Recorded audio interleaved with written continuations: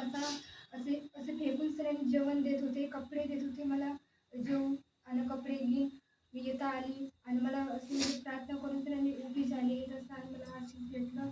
आणि हॉटेलमध्ये जाऊन सगळ्यांनी माझ्या आईनं मला पोळीला भाजी आणली आणि मी जेवली तर येऊन सगळ्यांनी आणि नाही का मी दुसऱ्या गावामध्ये गेली, तिथे जाऊन मी झोपली.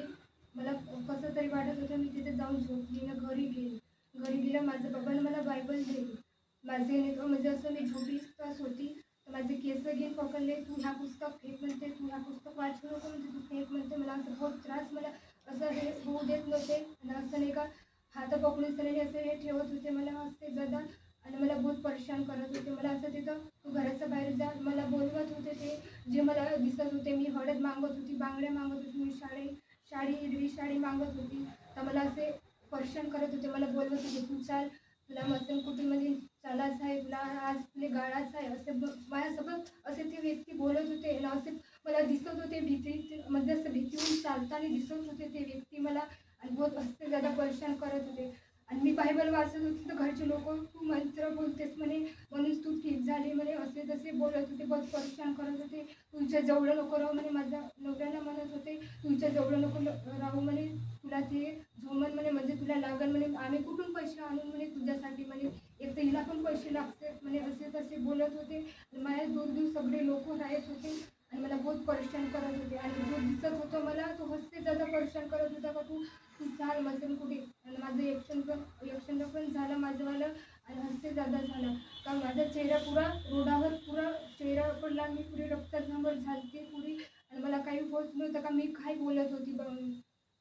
गीता मावशीने मला फोन केला आणि मला प्रार्थना करून दिली तरी मी मांडरमधून काही जातच नव्हते. मी नाही म्हणत होती तुझ्या घरी मी येतच नाही म्हणत होती, तरी पण हस्ते दादा मला प्रार्थना करून देत होते. तरी मी गेली त्याच्या घरी आणि मला अजून मला परेशान करत होते. तू म्हणजे बिडीच मागत होती तर मला बिडी प्यायची आहे म्हणत होते अशी तशी आणि असे हस्ते दादा घरचे लोक परेशान करत होते हस्ते दादा.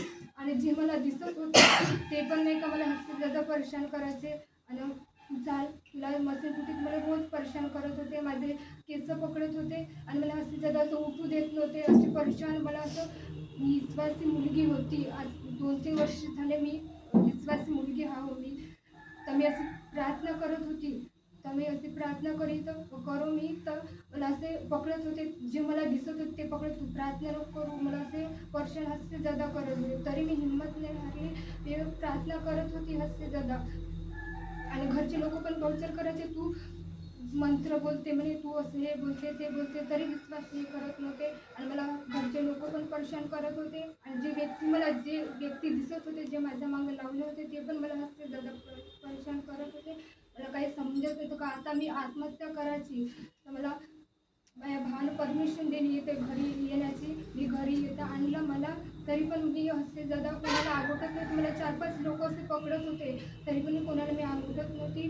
आणि गीता मावशी जेव्हा म्हणलं तेव्हा फोन माझे बाबा फोन करत होते त्याला आणि जेव्हा म्हणलं तेव्हा रात्री 12-12 वाजतावरी त्याला फोन करून ते मला प्रार्थना करून देत होते. हस्ते दादा मी अशी कोणाला अशी मला असे नख वरपासे माझे हातावर माझं पुरं शरीर पुरे असं म्हणजे नख वरपून हे लागायचं ते लागायचं, पुरं रक्त झांबर माझे हात होत होते. मला कोणी मला असे पकडत होते तर मला असे पकडत होते, मला काही समजत नव्हतं मी काय करू लागले.